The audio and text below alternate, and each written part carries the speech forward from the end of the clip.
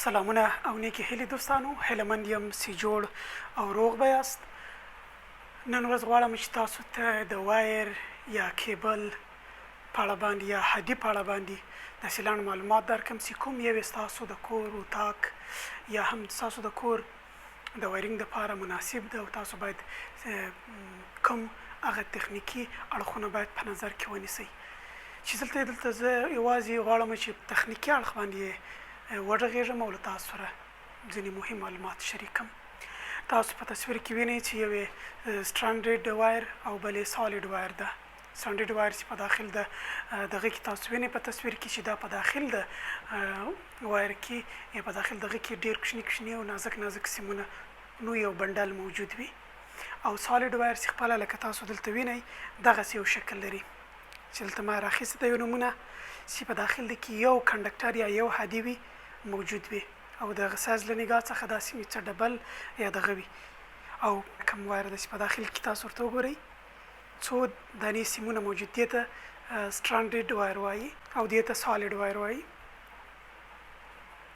غواړم چې دلته تاسو ته په تخنیکي اړخ باندې وغږېږم. لومړی چې پر دوی باندې وغږېږم غواړم چې تاسو ته د وایر، کیبل او هډي ترمنځ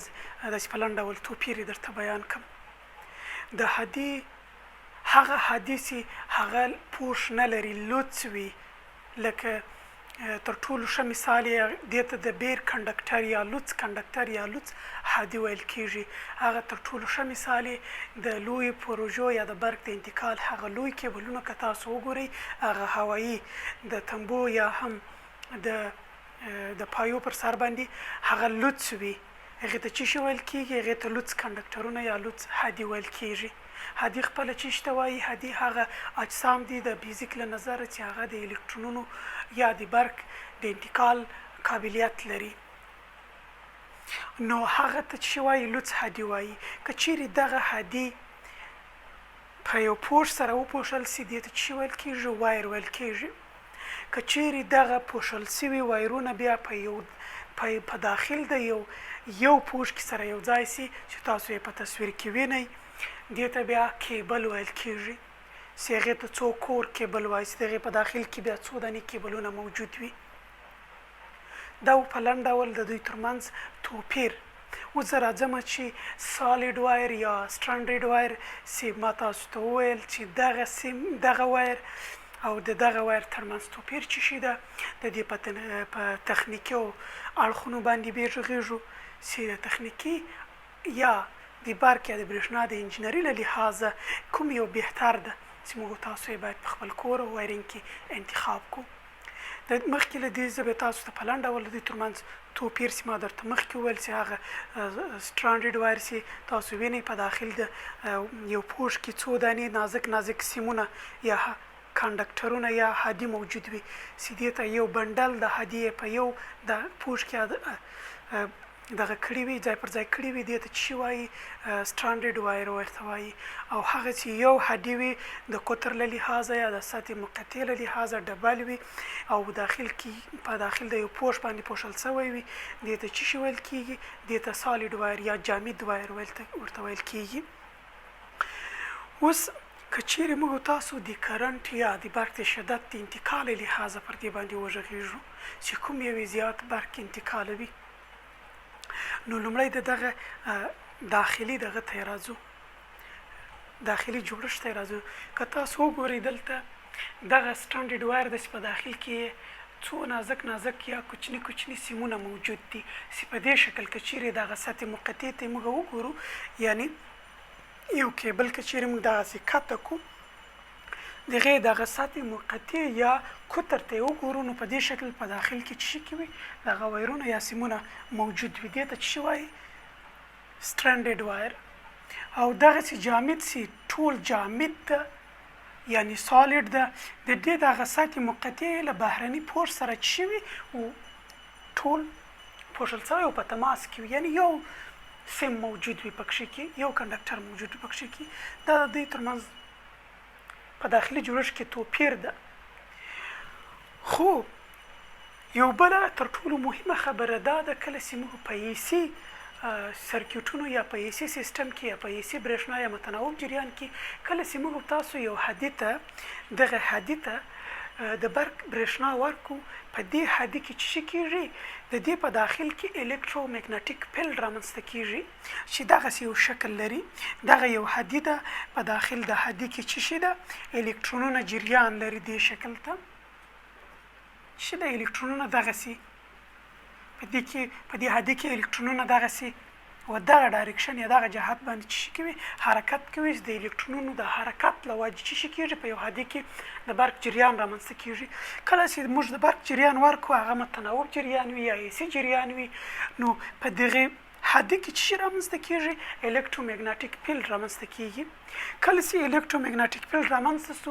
دغه الکترومګنیټیک فیلډ کوشش کوي چې هغه الکترونونه چې په داخل په منځني بخش کې یعنی که چیرې موږ دلته درته وښیم دا یو سالیډ وایر ده سالیډ ده دغه منځنی نو دلته چې کله هغه الکترونونه موجود وي الکترونونه دلته دغسې یو شاوخوا څه کېږي الکترومګنیټیک فیلډ رامنځته کېږي نو په داخل د دغه سالیډ چې دغه وایر ده په دې کې چې کله الکترومګنیټیک فیلډ رامنځته سي دغه الکترونونه یا دغه حالت ته څه شي وایي په برق انجینري کې سکین افیکټ یا هم تاثیرات یا پدیده ورته وایي دغه پدیده چې کله په یو هدي کې یا په یو کنډکټر کې رامنځته سي نو خصوصا داسې په جامدو یا سالیډ وایر کې رامنځته سي چې دغه یو وایر دغه لري نو په دغه شکل باندې الکترونونه څه کېږي د دغه وایر په دغه اخرنۍ یعنی دغه د پوش سطحې ته خارجي سطحې ته الکترونونه انتقالیږي نو الکترونونه یوازې د دغه پوش په دغه اخري یعنی په دغه څوکو کې یعنی څه کېږي یعنی د دغه په دغه خارجي سطحه کې څه کېږي الکترونونه یوازې جریان پیدا کوي یا د برق جریان یوازې په دغه خارجي سطحه کې جریان پیدا کوي په داخلي سطحه کې جریان نه پیدا کوي ځکه چې دلته الکترومګنیټیک سطحه خورا زیاته ده هغه الکترونونه نه پرېږدي نو هغه الکترونونه د هغې څخه لرې کېږي نو الکترونونه په دغه سطحه کې څه کېږي رامنځته کېږي چې دغه حالت ته سکین افیکټ وایي خو که چیرې موږ دغه سکین افیکټ په سټرنډډ وایر کې چې په داخل کې څو سیمونه یا هدي موجود دي لکه دغه شکل ته که دې ته راسو نو په دغې کې بیا څه کېږي په هر یو نازک سیم په شاوخوا باندې څه کېږي الکترومګنیټیک فیلډ رامنځته کېږي الکترومګنیټیک فیلډ رامنځته کېږي یعنی دلته د الکترونونو یعنی په پراخه کچه باندې څه کوي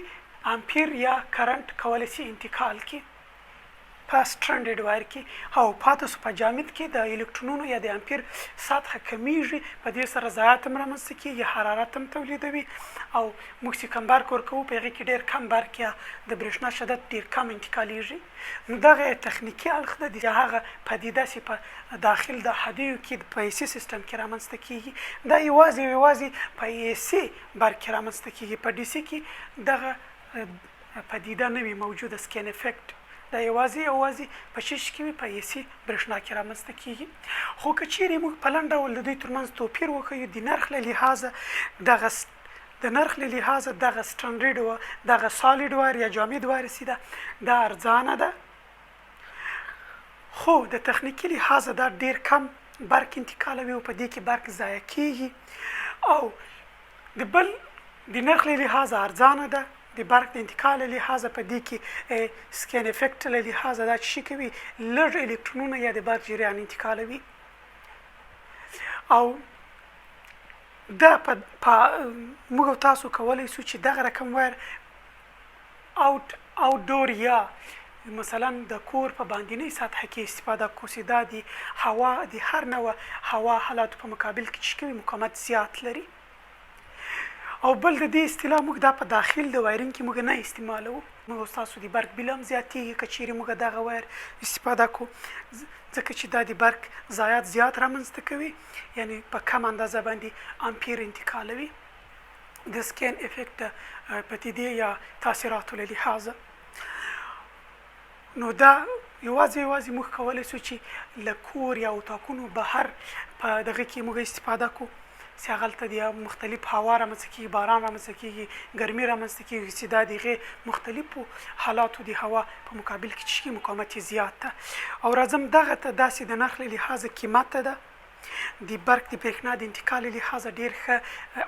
په پراخه یا په زیاته کچه امپیر انتقالوي نسبت سالید وایر ده او دغه ډېر فلیکسیبل ده، یعنی ډېر نرمښت لري، دغه خاصیت لري. یعنی موږ کولی شو په اساني سره قطع کې دغه کې څه کېږي، موږ کولی شو په داخل د دغه کې چې موږ کانډیوټ یا پایپونه په داخل د اتاقونو کې چې کوم وایرنګ موږ کوو په داخل د پایپو کې دا ډېر ښه پاسېږي، یعنی دا ډېر ښه تېرېږي. نو دا ډېر ښه په اساني سره تېرولی شو په هغه پایپو کې. د برق له لحاظه ښه برق تېروي.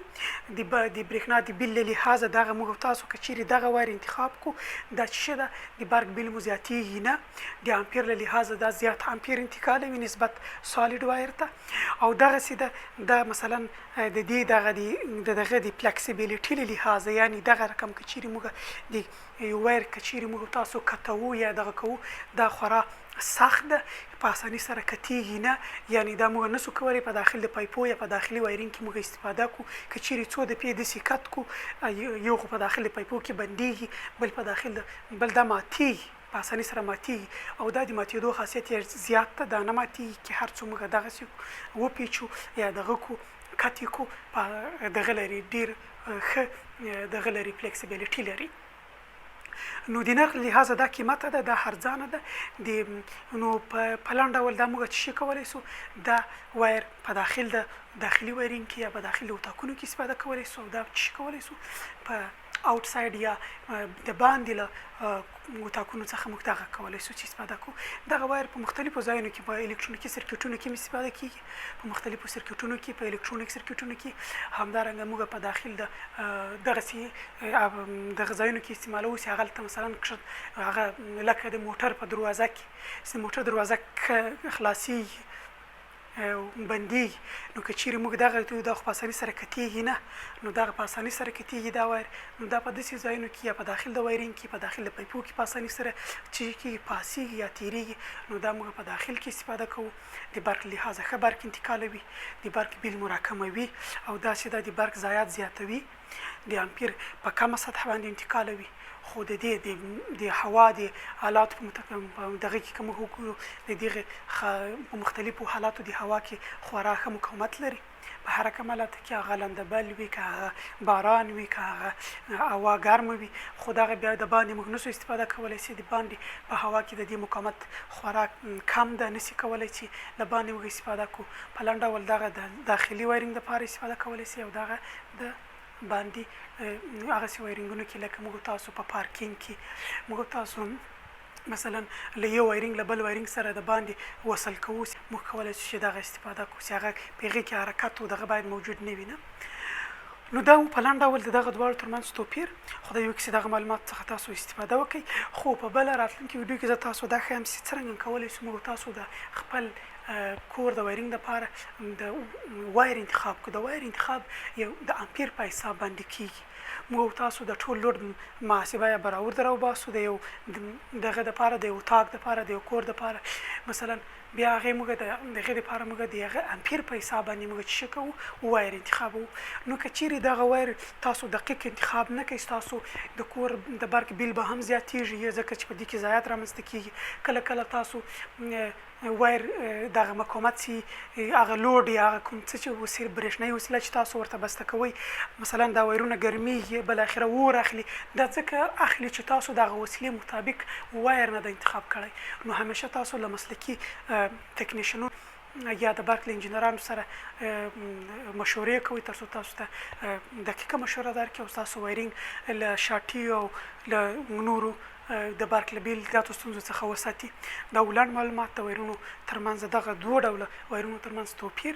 خدای دې وکړي ستاسو د پام وړ ګرځېدلی وي. زموږ د یوټیوب چینل در سره سبسکرایب کړئ او زموږ د فیسبوک پیج هم خپلو ملګرو سره شریکه کړئ تر څو په راتلونکي کې دا ډول په زړه پورې او مهم معلومات ترلاسه کړئ. ډېره مننه دوستانو، ښه وخت ولرئ.